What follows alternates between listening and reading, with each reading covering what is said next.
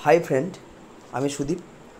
আজকে আমি একটা টপিক নিয়ে বিস্তারিত আলোচনা করব, যে টপিকটা একটা ডেমো ক্লাস হিসেবে করেছি আমি।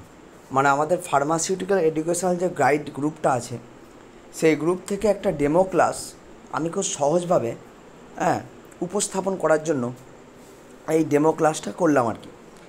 তো আজকে সেকেন্ড ইয়ারের আমরা একটা টপিককে নিয়ে একটা ডেমো ক্লাস দেবো এবং সেখানে খুব সুন্দরভাবে একটা টপিককে বুঝিয়ে দিয়ে চেষ্টা করব, এবং এই পড়ার মাধ্যমে যার পছন্দ হবে সে পড়বে, নচেত সে তার নিজের ডিসিশন নিজে নিতে পারে।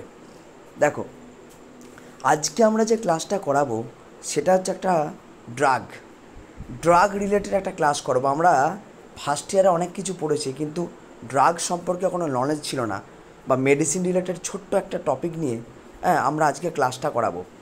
সেটা হচ্ছে, একটা কথা মাথায় রাখতে হবে যে আমরা আজকে পড়াবো একটা ড্রাগ রিলেটেড টপিক, ঠিক আছে? আমাদের একটা ডিজিজ বা একটা ডিসঅর্ডার, সেখানে আমরা কোন মেডিসিন ইউজ করব বা কোন ড্রাগ ইউজ করব সেটা নিয়ে আমরা পড়াশোনা করব। তো দেখো, সবাই হেডিংয়ে দেখতে পাচ্ছি আমরা লেখা আছে drug used in erectile dysfunction. প্রত্যেকটা স্টেপ বাই স্টেপ আমরা বুঝে যাব।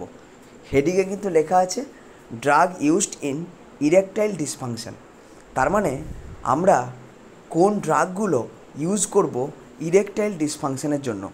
তাহলে আমাদের প্রথমে একটা প্রশ্ন কী থাকবে, যে দাদা ইরেকটাইল ডিসফাংশন জিনিসটা আবার কি, সেটা জানতে হবে আমাদেরকে। চলো, ইরেকটাইল ডিসফাংশন কথার মিনিংটা কিন্তু স্পষ্ট সুন্দরভাবে লেখা আছে, দেখো।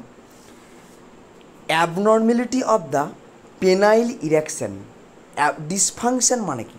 ডিসফাংশন মানে সবসময় মনে রাখতে হবে অ্যাবনর্মাল কিছু, যেটা নর্মাল না, যেটা খারাপ, ঠিক না, সেটাকে বলে ডিসফাংশন। তাহলে কিসের ডিসফাংশন? ইরেকশনের ডিসফাংশন। তাহলে ইরেকশনের যদি কোনো অ্যাবনর্মালিটি দেখা যায়, ঠিক আছে, তাহলে সেটাকে আমরা বলতে পারি যে ইরেকটাইল ডিসফাংশন। আচ্ছা, তাহলে ইরেকটাইল ডিসফাংশন এখানে একটা কথা লেখা আছে, দেখো, যে abnormality of the penile erection. Penile মানে পেনিস থেকে এসছে পেনাইল, তো সেখানের ইরেকশনের গণ্ডগোল হচ্ছে, তো সেটাকে আমরা বলছি অ্যাবনর্মালিটি ইন পেনাইল ইরেকশন। তাহলে আমাদেরকে এখন জেনে নিতে হবে যে দাদা ইরেকশন মানে কি? পেনাইল ইরেকশন বলছো, এই মানেটা কি? এই মানেটা হলো, এই মানেটা বলার আগে আমি একটা কনসেপ্টকে দিয়ে রাখি। আমরা সবাই একটা জিনিস জানি, যে মাসেল সম্পর্কে আমরা একটা জিনিস কি জানি, যে মাসেলের দুটো প্রপার্টি, একটা হচ্ছে কন্ট্রাকশন আর একটা বলে রিল্যাক্সেশন, মানে একটা সংকোচন আর একটা বলে প্রসারণ। তাহলে মাসেলের কিন্তু এই দুটো প্রপার্টি আছে, অর্থাৎ আমাদের বডিতে নর্মাল মেকানিজমে কিন্তু কন্ট্রাকশন হচ্ছে একবার, রিল্যাক্সেশন হচ্ছে একবার, কন্ট্রাকশন হচ্ছে একবার, রিল্যাক্সেশন হচ্ছে একবার। একটা কথা মনে রাখতে হবে, যদি এরকমটা হয় যে শুধু কন্ট্রাকশন হয়, দীর্ঘদিন ধরে শুধু অনেক দিন ধরে কন্ট্রাকশন হচ্ছে, রিল্যাক্সেশন আর হচ্ছে না, তাহলেও কিন্তু প্রচণ্ড পরিমাণে মাসেল পেন হয়, এবং এক সময় কী হয়, মাসেল প্যারালাইসিস হয়ে যেতে পারে, এতটা পরিমাণে পেন হয়। তো যাই হোক, তো একটা কথা মনে রাখতে হবে যে মাসেল কন্ট্রাকশন রিল্যাক্সেশন এই দুটো যেন পাশাপাশি হতে থাকে, ছন্দময় গতিতে যেন চলতে থাকে, যেন এরকমটা না হয় যে শুধুমাত্র কন্ট্রাকশন হওয়াটাও খারাপ আর শুধুমাত্র রিল্যাক্সেশন হওয়াটাও খারাপ, মানে শুধুমাত্র সংকোচন হওয়াটাও খারাপ, শুধুমাত্র প্রসারণ হওয়াটাই খারাপ। এবার এখানে পেনাইল ইরেকশন কথার অর্থ হচ্ছে, আমাদের পেনিসের মধ্যে একটা মাসেল আছে, যেই মাসেলটাকে বলা হয় নন ভাস্কুলার মাসেল। নন ভাস্কুলার মানে, ভাস্কুলার কথাটা এসছে ব্লাড ভেসেল থেকে, নন ভাস্কুলার মানে হচ্ছে যেখানে কোনো ব্লাড ভেসেল নেই। তো সে নন ভাস্কুলার মাসেল বলতে পেনিসের মধ্যে একটা নন ভাস্কুলার মাসেল আছে, সেই মাসেলটার নাম কি সেটা আমরা পরে আলোচনা করছি। এখন আমরা রামসাম একটা মাসেল আছে এইটুকু জেনে রাখি। তো সেই পেনিসের মধ্যে যে নন ভাস্কুলার মাসেলটা আছে, সেই নন ভাস্কুলার মাসেলটার কী হয়, রেট অফ কন্ট্রাকশন, মানে সেই মাসেলের যে সংকোচন প্রপার্টি, সেই সংকোচন প্রপার্টিটা বেড়ে যায় এবং দীর্ঘ টাইম ধরে থাকে। ওকে, তাহলে আমি আগে একটা কথা কি বললাম, যে কোনো মাসেলের যদি রেট অফ কন্ট্রাকশন অর্থাৎ সংকোচনের প্রপার্টি যদি বেশিক্ষণ ধরে থাকে, তাহলে সেটা ভালো জিনিস না, সেটা খারাপ জিনিস। অর্থাৎ কন্ট্রাকশন রিল্যাক্সেশন দুটো ছন্দময় গতিতে হতে হবে। কিন্তু এখানে কি হয়, আমাদের যে পেনিস, পেনিসের যে মাসেল আছে নাম নন ভাস্কুলার মাসেল, সেই মাসেলটার কি হয়, রেট অফ কন্ট্রাকশনটা অনেকটা বেশি হয়ে যায়, বেড়ে যায়, অনেকটা টাইম ধরে রেট অফ কন্ট্রাকশন থাকে, সংকোচন প্রপার্টিটা বেড়ে যায়, যার ফলে কি হয়, সেই পেনিস স্টিমুলেট হয় না, ঠিকঠাক করে কাজ করতে পারে না, যার ফলে আমাদের সেক্সুয়াল অ্যাবনর্মালিটি দেখা যায়। তো এখানে এই যে তাহলে পেনাইল ইরেকশন মানে আমরা কি বুঝলাম, যে পেনাইল ইরেকশন কথার অর্থ হচ্ছে আমাদের যে পেনিসের মধ্যে নন ভাস্কুলার মাসেলটা আছে সেই মাসেলটা কিন্তু রিল্যাক্স থাকে। রিল্যাক্স থাকা মানে কি, খুব বেশি কন্ট্রাকশন হয় না, আর মানে এক কথায় বলতে গেলে মাসেলের কন্ট্রাকশন রিল্যাক্সেশন প্রপার্টিটা ঠিকঠাক থাকে, মানে একদম ছন্দময় গতিটা ঠিকঠাক থাকে। কিন্তু যখন আমরা, যার ফলে পেনিসটা কিন্তু ঠিক করে কাজ করতে পারে, হ্যাঁ, কোনো রকম অ্যাবনর্মালিটি তার মধ্যে দেখা যায় না। কিন্তু প্রবলেমটা হচ্ছে কি, দেখো এখানে বলছি ইরেকটাইল ডিসফাংশন। তাহলে ইরেকটাইল ডিসফাংশন কথা অর্থ মনে রাখতে হবে যে আমাদের abnormality of the penile erection, মানে মাসেলটা যে কত সুন্দর রিল্যাক্স কন্ডিশনে থাকে, সেই রিল্যাক্স কন্ডিশনে মাসেলটাকে থাকতে দিচ্ছে না পেনিসের মাসেলটাকে। তাহলে কি হচ্ছে না, ইরেকটাইল ডিসফাংশনের ক্ষেত্রে পেনিসের যে মাসেলটা সেখানে রেট অফ কন্ট্রাকশন অর্থাৎ সংকোচন প্রপার্টিটা দীর্ঘক্ষণ ধরে থাকে এবং অনেকটা বেশি হয়ে যায়, যে কারণের জন্য কি হয় না, যে কারণের জন্য পেনিসটা ঠিকঠাক কাজ করতে পারে না বা ঠিকঠাক উত্তেজিত হতে পারে না বা স্টিমুলেট হতে পারে না, তখন আমরা সেটাকে বলবো ইরেকটাইল ডিসফাংশন। তো ওই জন্যই এখানে লেখা আছে দেখো যে abnormality of the penile erection দিয়ে তারপরে অ্যারো চিহ্ন দিয়ে একটা কথা লেখা আছে যে রেজাল্ট, মানে এর ফলে কি হয় যদি পেনাইল ইরেকশনের ক্ষেত্রে অ্যাবনর্মালিটি হয়, লেখা আছে দেখো inability to maintain the irritation of the penis for the sufficient duration. তার মানে আমাদের হচ্ছে পেনিসটা একটা সাফিসিয়েন্ট মাত্রায় সাফিসিয়েন্ট ডিউরেশনে কিন্তু কাজ করতে পারে না এবং তার ইরিটেশনটা বেড়ে যায়। And to permit the satisfactory sexual intercourse, তার কথাটা হচ্ছে যখন আমরা সেক্সুয়াল কেউ ইন্টারকোর্স করি বা সেক্সুয়াল ইনভলভমেন্টে যুক্ত হই, সেই সময় মনে রাখতে হবে এই যে পেনিস ছাড়া, তো পেনিস যদি অ্যাক্টিভ না থাকে, পেনিস যদি স্ট্রং না থাকে, তাহলে তো সেক্সুয়াল ইন্টারকোর্স করা সম্ভব না, সেক্সুয়াল ইন্টারকোর্সের ডিউরেশনও বেশিক্ষণ থাকবে না। ওই জন্য সেই ডিউরেশনটা, মানে সেক্সুয়াল আমরা যতক্ষণ ইন্টারকোর্সটা করব তার ডিউরেশনটা কমে যায় যদি কারো ইরেকটাইল ডিসফাংশন হয়। তার মানে যদি পেনিসের অ্যাক্টিভিটি নষ্ট হয়ে যায়, পেনিস স্টিমুলেট না হয়, যদি সেক্সুয়াল ইন্টারকোর্স আমরা বেশিক্ষণ ধরে না করতে পারি, তাহলে তখন আমরা বলতে পারি সেই পার্সনের ইরেকটাইল ডিসফাংশন হয়েছে। এই কথাটা কিন্তু ভালো করে বুঝতে হবে। নেক্সট, তারপরে একটা জিনিস লিখতে হবে যে দাদা পেনাইল ইরেকশন, তুমি এইমাত্র বলেছে পেনাইল ইরেকশন মানে পেনিসের যে নন ভাস্কুলার মাসেল আছে সেই মাসেলটাকে রিল্যাক্স থাকে। তাহলে এখন একটা কোশ্চেন যে দাদা এই যে পেনিসের যে নন ভাস্কুলার মাসেলটা তুমি বললে স্মুথ মাসেল, তো ওইটা মানে রিল্যাক্স কী কারণে থাকে, মানে রিল্যাক্সেশনের জন্য কি কেউ হেল্প করে? হ্যাঁ, একটা ইম্পর্টেন্ট টপিক মনে রাখতে হবে, সেটা রিল্যাক্সেশনের জন্য হেল্প করে এনও। এইটা আমরা অলরেডি পড়েছি। এনও কী করে না ইরেকশন মডিউলেটর হিসেবে কাজ করে। এই জন্যই পয়েন্টে লেখা আছে দেখো যে ইরেকশন মডিউলেটর কথা অর্থ হচ্ছে মডিউলেট করা, বাড়ানো, কন্ট্রোল করে আর কি, মানে খুব বেশি বাড়তেও দেয় না, খুব কম রিলিজ হতে দেয় না। মডিউলেট করা মানে কন্ট্রোল করা। তাহলে সেই মডিউলেটরটার নাম কি, সেই মডিউলেটরের নাম হচ্ছে এনও। এই এনওর দ্বারাই সব কিছু কন্ট্রোল হয়। এই এনওই হচ্ছে মেন পার্সন, এই হচ্ছে রাজা। একটা কথা মনে রাখতে হবে। এবার নেক্সট আমাদের যে কোশ্চেনটা আসবে যে এই যে এই এনও কীভাবে পেনাইল ইরেকশনটাকে কন্ট্রোল করে বা হেল্প করে, মডিউলেট করে, সেই জিনিসটা কিন্তু আমাদেরকে দেখতে হবে। চলো দেখা যাক কীভাবে। এই এনওটা কী করে ছকটা দেখো। যখন সেক্সুয়াল স্টিমুলেশন হয়, আমাদের প্রত্যেকের যখন সেক্সুয়াল স্টিমুলেশন হয় বডির মধ্যে, তখন কি হয়, সেই সঙ্গে সঙ্গে এই এনও রিলিজ হতে শুরু করে। আমাদের বডিতে এই এনওটা কী হয়, সঙ্গে সঙ্গে রিলিজ হতে শুরু করে। এই এনও যখন রিলিজ হলো তখন সে কী করলো, সেক্সুয়াল স্টিমুলেশন হলো, এনওটা কিন্তু রিলিজ হতে শুরু করলো। যখন এনওটা রিলিজ হলো তখন সে কী করবে, সে একটা এনজাইমকে অ্যাক্টিভেট করে দেবে, নতুন একটা এনজাইম। তাহলে কোন এনজাইম না, সে এনজাইমটার নাম হলো গুয়ানাইলেট সাইক্লেজ। আমরা একটা কথা মনে রাখবো, যখন কোনো একটা মানে নামে বা কোনো একটা ওয়ার্ডের লাস্টে এএসি থাকবে তখন সেটাকে এনজাইম বলতে হবে। এখানে দেখো গুয়ানাইলেট সাইক্লেজ বলে একটা এনজাইম আছে, এই এনজাইমটাকে কী করে, অ্যাক্টিভেট করে বা স্টিমুলেট করে কে, ওই এনও। তাহলে যখন সেক্সুয়াল স্টিমুলেশন হচ্ছে তখন একজন রিলিজ হচ্ছে বেশি বেশি করে, সেটা হচ্ছে এনও রিলিজ হচ্ছে। এই এনওটা রিলিজ হয়ে কী করবে, কাজ কী এর, এ একটা এনজাইমকে স্টিমুলেট করবে। সেই এনজাইমটার নাম হচ্ছে গুয়ানাইলেট সাইক্লেজ, যেটাকে আমরা শর্ট ফর্মে জিসি বলতে পারি, জিসি, সেটাকে অ্যাক্টিভেট করবে। এবার একটা কোশ্চেন থাকবে তোমাদের, যে যদি গুয়ানাইলেট সাইক্লেজটা অ্যাক্টিভেট হয় তাহলে কী লাভ হবে, এটা স্টিমুলেট করলে কী হবে।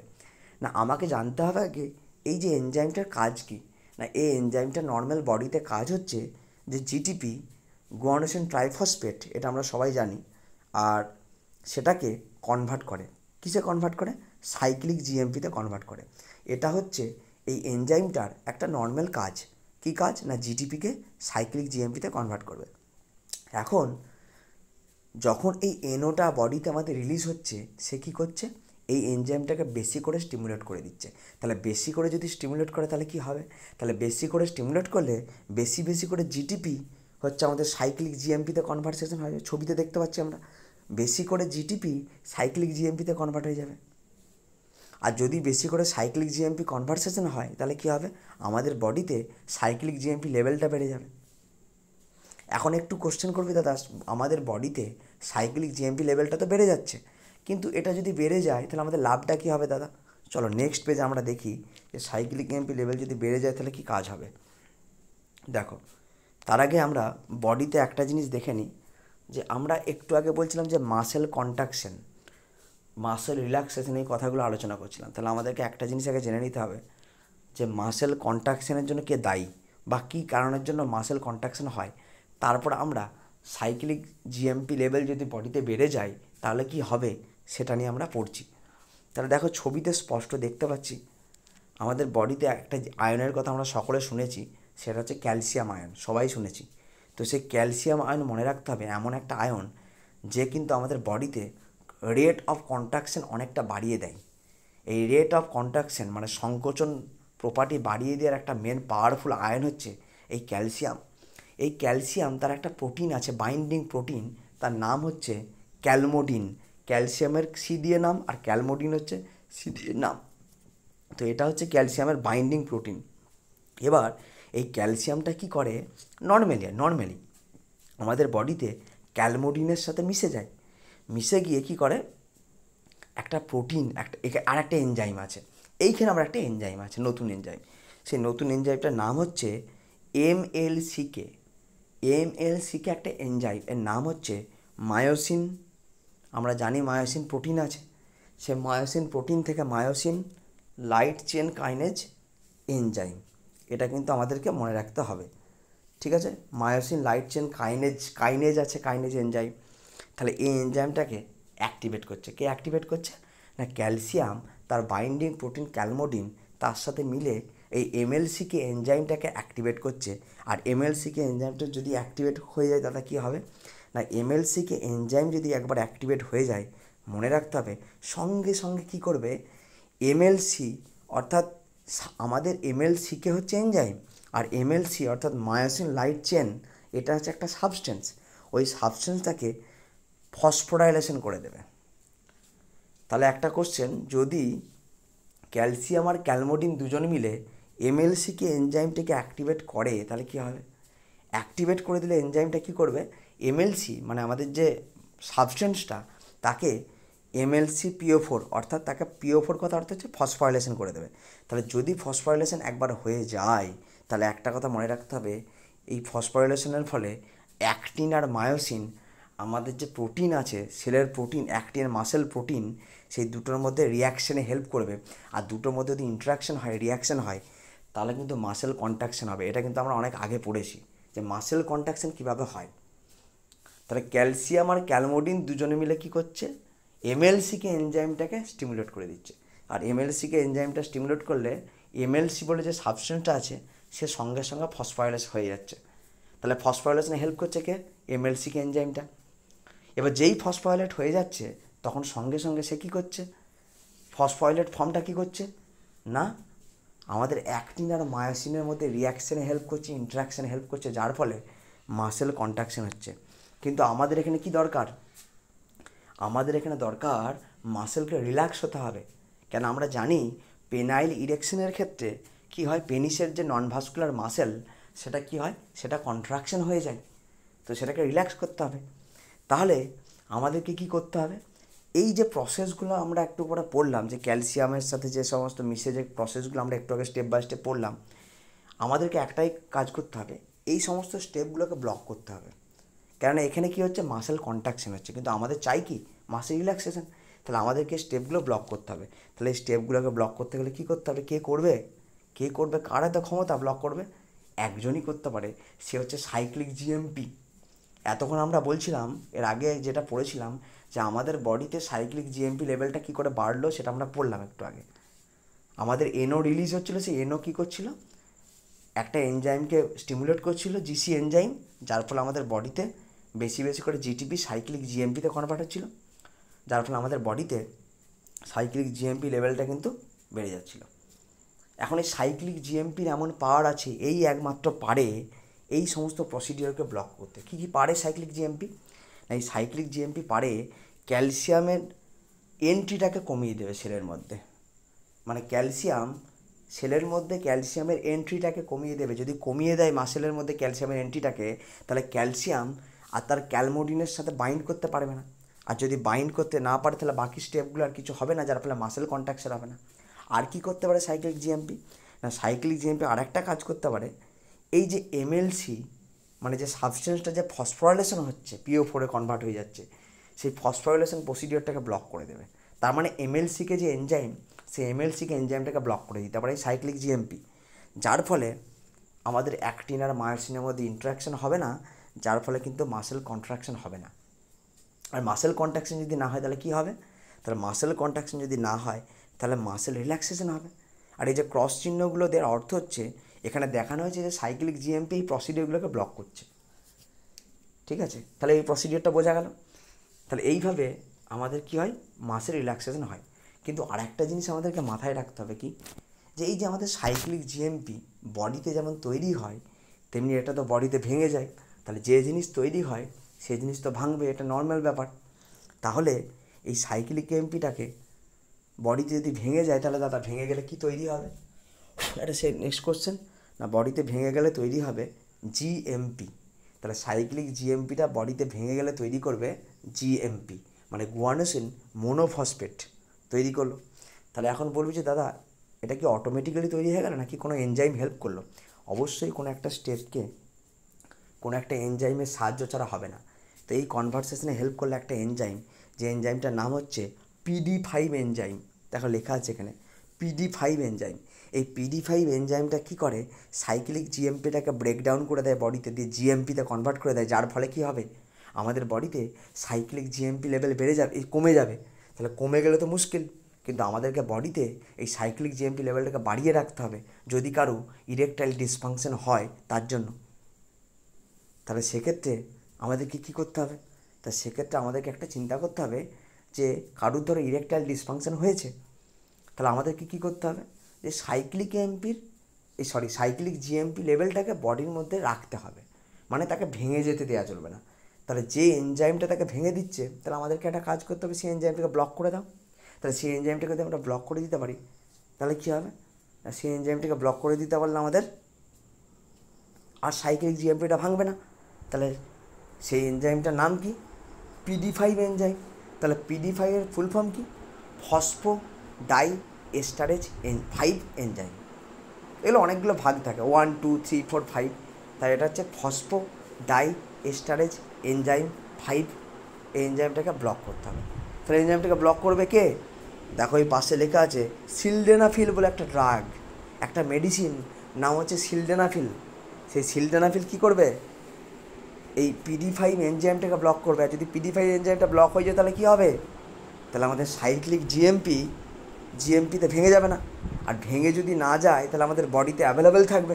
আর অ্যাভেলেবেল থাকলে আমাদের যাদের ইরেকটাইল ডিসফাংশন হয়েছে তাদের ক্ষেত্রে ভালো এফেক্ট দেখা যাবে, বেনিফিশিয়াল এফেক্ট পাবো আমরা। তাই আমরা ক্লাসটার শেষে একটা জিনিস কি বুঝতে পারলাম, এখানে পেনাইল ইরেকশন মানে হচ্ছে মাসেল রিল্যাক্স করতে হবে। যাদের ইরেকটাইল ডিসফাংশন হয় তাদের মাসেলের ওই যে পেনিসের যে নন ভাস্কুলার মাসেল, সেই মাসেলটা কী হয়, কন্ট্রাকশন হয়ে যায়, রেট অফ কন্ট্রাকশন বেড়ে যায়, যার ফলে পেনিসটা স্টিমুলেট হয় না, সেক্সুয়াল ইন্টারকোর্স করতে যাওয়ার জন্য অক্ষম হয়ে যায়। তো ওই জন্য আমাদেরকে চিন্তা করতে হবে যে যদি কন্ট্রাকশন হওয়ার জন্য যদি মাসেলটা মানে এরকম পেনিসটা এরকম হয়ে যায়, ইরেকটাইল ডিসফাংশন হয়, তাহলে আমাদেরকে কী করতে হবে, মাসেলকে রিল্যাক্স করতে হবে। তাহলে মাসেল রিল্যাক্স করার জন্য একটা আছে, সেটা হচ্ছে এনও। সেই এনওটাকে অ্যাক্টিভেশন করতে হবে, করে এই সাইক্লিক জিএমপি প্রোডাকশানটাকে বডিতে বাড়াতে হবে। তাহলে সাইক্লিক জিএমপি প্রোডাকশানটা বাড়ালেই সব কিছু ঠিক হয়ে যাবে। ঠিক আছে, এবার সাইক্লিক জিএমপি যদি দেখা যাচ্ছে বডিতে ভেঙে যায়, তাহলে কী হবে, তার সে যাতে ভেঙে না যায় তার জন্য আমাদেরকে তার ভাঙাটাকে আটকাতে হবে। তো এই সমস্ত ব্যাপারগুলো নিয়ে আজকে আমরা আলোচনা করলাম। তো এইভাবেই আমরা আজকে ক্লাসটা শেষ করলাম।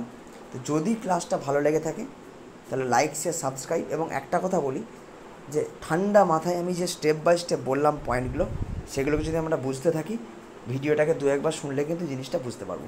যদিও নতুন এটা একটা সাবজেক্ট, ফার্মাকোলজির একটা চ্যাপ্টার পড়ালাম, প্রথম একটু চাপ লাগতে পারে, বারবার ভিডিওটা দেখলে কিন্তু বোঝা যাবে।